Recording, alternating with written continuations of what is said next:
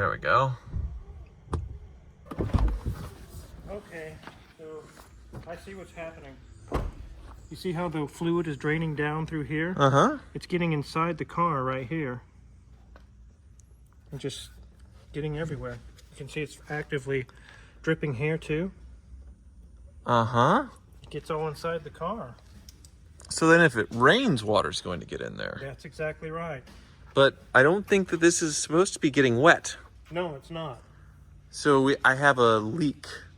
Like something's not sealed properly. Yeah, something in here is allowing water ingress into this underneath the frunk tub.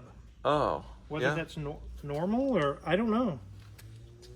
I wouldn't say that it's normal, but that means water's getting all in here. Rain. Interesting. Here's a cabin filter or something. Great. Did it just explode in your hand? Yes. I think I'll stop. It's got tabs because you're supposed to be able to get that open, and then they just break. All right. Well, it's locked in there. It's not going to come off. But yeah, all the other tabs are still working, but... Wonderful. I just voided your warranty. No, you didn't. It's just the cover for that box. Yeah, don't you? It's very delicate. It's very delicate. It's made out of glass.